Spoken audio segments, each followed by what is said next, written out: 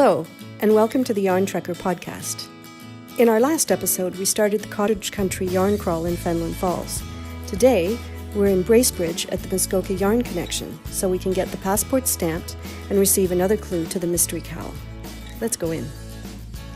Michele Meadows is a knit designer and owner of the Muskoka Yarn Connection. She gave us a tour of her shop, which I'll show next. But first, let me tell you why this is also an episode about being at the right place at the right time. Did you see the Grocery Girls podcast on June 9 with Richard Devrieze? Are you one of Jody and Tracy's 28,000 subscribers? The Grocery Girls are running a knit-along this summer with a focus on Canadian yarns and designers. Yay! Richard was in Edmonton with the Grocery Girls on June 9, presenting the Celebrations shawl for their cowl, which is designed by Michele Meadows, and you can find on Ravelry, and the colorway he designed specifically for the shawl. And here's where we got lucky. I had already reserved a spot in the workshop at Muskoka Yarn Connection about knitting with hand-dyed yarns with Kitty Bryan. It was due the following day. Michele asked me to come a bit early so I could chat and video Kitty, and then she told me Richard Devrieze was driving Kitty to the shop and arranged for me to chat with him also. Right place, right time. Welcome to Bracebridge. Here's Michele. Hi, I'm Michele at Muskoka Yarn Connection, and welcome to the Cottage Country Yarn Crawl. This is one of my favorite designs using Richard Devrieze Pepino Merino, and it's designed just like a cocktail, summer cocktail. So you pick your favorite flavors. This one is Blue Lagoon. And then you have your garnish, which for this one looks like orange slices along the bottom. That's knit using short row technique. And some of the other ones have a lemon, lemon slice. And this one has a little bit of purple, so we call it a grape slice. Yes, that's just a fun summer knit. Just takes 3 skeins and then a little mini for the garnish. And lately I finished what I call the Flower Shop collection, and that's 6 designs that are perfect for summertime. One is the Bluebell poncho, and you can wear it 2 different ways. There's fringes in the front and long points over your sleeve or arm, or you can wear it like a traditional poncho, and that would be with the fringes down one side and asymmetric. And that's knit in a fun cotton ribbon that feels and looks just like t-shirt material. And this one here, that's my favorite. That's called the Zinnia top. It's knit with self-striping merino from Earth Yarns, and it's actually lighter than wearing a cotton t-shirt. I couldn't believe it because of all the built-in air conditioning, all those little holes. I'm going to come in and get some close-ups of all the little holes. Lots of fun colors.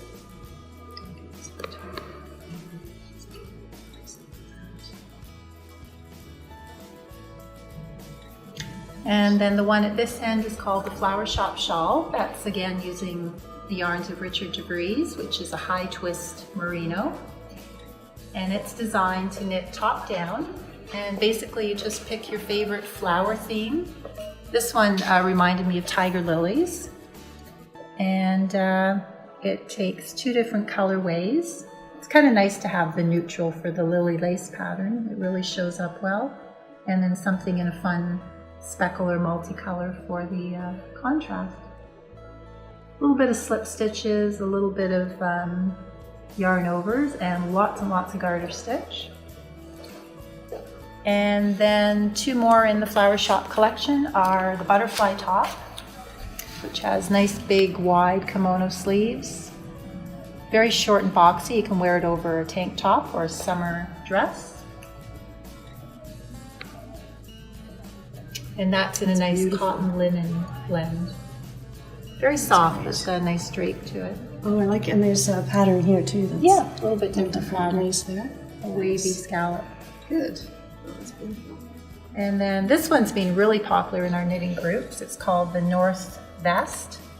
I can't remember why we came up with that name, but and it's knit in a really fun cotton rope type yarn that's very stretchy, again like a t-shirt, soft but stretchy. And it's knit on very big needles, 8mm, very simple, straightforward pieces, no borders to pick up. It's all knit in as you go. And it comes in some great colors. And then we accent it with a little scarf. This is our special signature store color, dyed for us by Yarn Indulgences. It's called Muskoka Magic. And it is a fingering, half merino, half silk base. And I asked her if she would do something that looked like twilight, so that's kind of what she came up with. This one is cotton with linen, and it knits up in an ombre shade. This one is very popular. Whatever color we knit up, it's the one that sells out, but we also have it in blues, coppers, beiges, and olive green. And what's interesting about this is it's got a little swing bottom at the back. So you can wear it over capris or leggings, longer at the back and shorter at the front. Right. Yeah, and if you don't like the sleeveless option, we're always happy to help you knit a little sleeve for extra coverage. Good. Thank you very much. You're welcome. Here's another look at the shawls from the Raising the Bar kits and the 2 colorways for the shop's 25th anniversary, one from Yarn Indulgences and one from Richard Devrieze. I loved the green colorway called Birding in the Pepino yarn and looked through the other skeins until I found these 4 colorways for my mystery yarn crawl cowl. I showed you the yarn I purchased for the cowl at the festival, but now I have another shawl in mind for that yarn. Okay, I better get this project on my needle soon or I'll be buying yarn for the cowl at each shop on the crawl. And here is the chat I had with Richard Devrieze. Can you tell us a bit about Richard Devrieze yarns? Well, it started a number of years ago. I guess it self-started 5 years ago, but the origin of how this all started was buying sheep, about 30 years ago, and 2 commercial sheep ended up being 3 sheep because I didn't castrate one of them, and 3 sheep ended up being 54 merinos, and then into dyeing and weaving, spinning and doing all kinds of other fiber stuff. And then it became a business in 2012. Right. So started right with the sheep. It right started at the source. one time with the sheep. They were merinos, and we did it natural colors. So then I started doing one of a kind, and I started doing hand woven garments. And so I would weave the fabric in black and white and gray and dye it afterwards, or I would dye my own yarn and then weave it for these. And then it just became diversified into the yarns for knitting and crochet. Right. So you weave and you knit and spin? And spin and dye. So yeah, I do it all. So don't crochet yet. We're gonna, maybe in the future, but there's enough to do right now. Right, good. And where can we get your yarns? It's grown in Australia. The mills we deal with are, because of the quality and quantity that we use, we want really good Australian merino. So we deal with a mill in New Zealand, a mill in Canada, and a mill in England, and a mill in Italy. Oh. So yeah, because there's different ones. We have the fingering weight, we have a worsted weight, we have a sock yarn. So and we like to have a backup because you don't know if something's going to happen in the country, like say New Zealand has earthquakes, and what happens if something happens to the mill. So we always like to have a backup for, and that way also sometimes you have to wait a little bit, so we can't work, be without the base yarns. So. Do you want to show us some of your colorways and tell us a bit about them? This is a fairly new one. It's called Aspen 6, and it's to resemble the aspen trees in the autumn with the changing of colors and such. And I mean, of course, something like Splash is, it speaks for itself. The blues and that with the ocean or kids splashing in the pool. So, and I have a great fun, coming up with the colorways. And, there's some things that inspire me.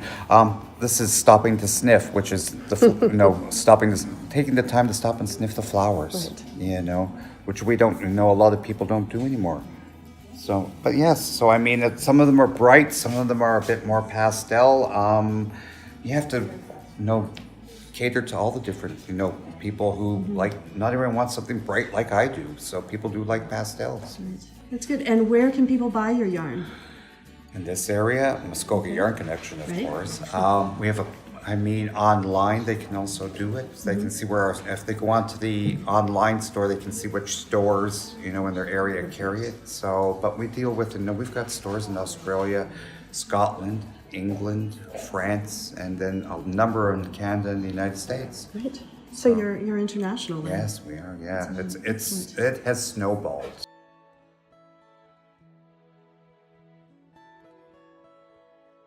Maybe you can tell us a bit about what the workshop is about and how you got into what you're doing. I am a retired engineer, and when I quit work, I had the time to learn how to knit. And that led into working in a yarn store. And what I'm teaching is knitting with hand paint yarn, because I watched one too many clients walk in and say, this skein of yarn was beautiful when I bought it in the store. And I knitted it up, and it's absolutely ugly. I think I'm going to rip it out. I guess I'll make socks. And after this repeated and repeated and repeated, I got to wondering why. And started doing a little research and came across the Gestalt principle. Every yarn has a beautiful application. You just got to understand the parameters you're working with. And as an engineer, I was comfortable with the idea that you wouldn't build a house without understanding the difference between lumber and bricks. You wouldn't build a sweater without understanding the difference between silk and wool. You wouldn't build a colorful garment without understanding the dye patterns and the artistic aspects that the dyer put into it. So that took the first thing off the table, was that the dyer had established the materials.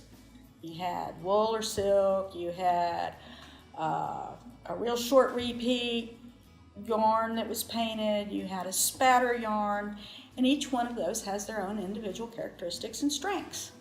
I show failures and successes. You'll learn more from your failures than you do from your successes. I keep my failures, I share them. So this is to try, the whole purpose is to try and free the mind to look at a piece of yarn and say, what can this be? And what you find is there is no ugly skein of yarn. You may think it is at this point, but there is no ugly skein of yarn. Oh, that's great. I'm looking forward to this workshop. I'm excited. Life is a swatch. This is all a learning experience. And you learn from your successes as well as your failures. That's great, yeah. Life is a swatch. I like that. Life is a swatch.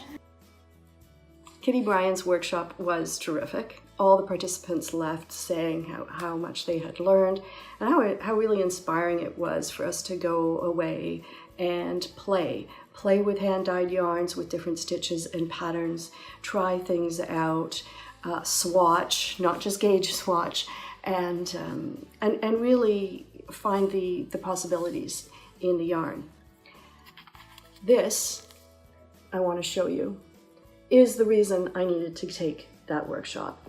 This is just a gorgeous set of colors. The colorway is called Moroccan Spice, and the yarn is by Riverside Studio.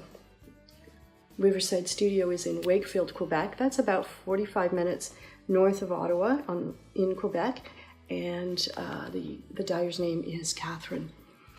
So a few years ago, I bought this colorway at Wabi Sabi Yarn, which is a lovely yarn shop in Ottawa, in the Hindenburg area. If you're around, it's a must go to for sure. So I bought this yarn, and I had also found about the same time this shawl pattern called the Bella Shawl, and it's made designed by Annie Baker of Jumper Cables Knitting. And I thought it was a lot of fun because I love geometrical designs, and you can see the geometrical lacework there that I was really intrigued with. So, armed with gorgeous yarn and a beautiful pattern, I made this, and I was quite disappointed. Now, so that's the shawl. Fortunately, I only did one skein.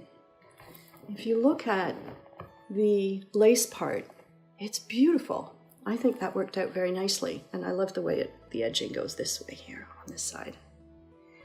But so much stockinette I found just didn't wow me, and I thought really I had made a mistake.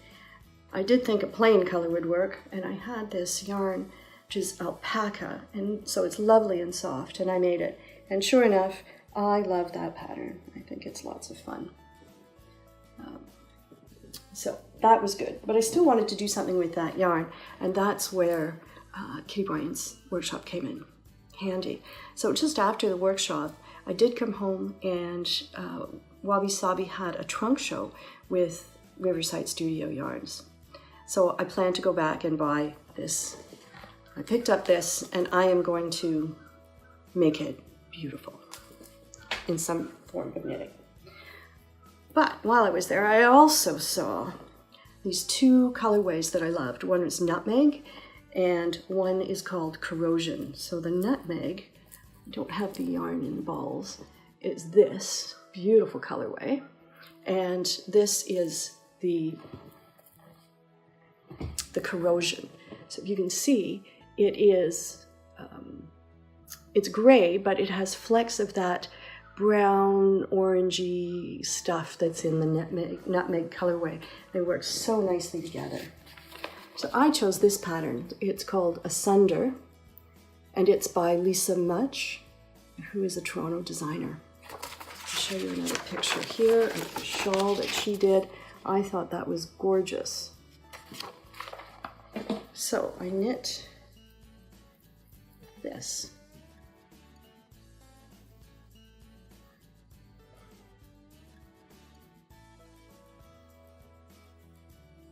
And I love it. Even though it's probably getting close to 30 degrees out, I'll put it on for a few minutes. There.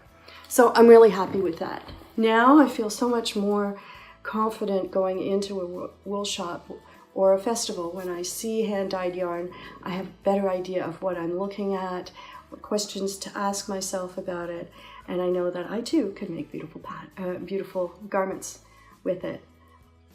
So that's really exciting. We're off to Halliburton, Lindsay, and Bob Cajun in our next episode. Please click the subscribe button to be notified when the podcast is posted. As I was getting ready to leave, Ginger ran off with a skein of my yarn. So I can tell you I chose the colorways Birding, Succulent, and Aspen for my mystery cowl, but I'm not sure what the white colorway is called. Fortunately, the label was all I lost. I guess Ginger and I have more in common than going for walks.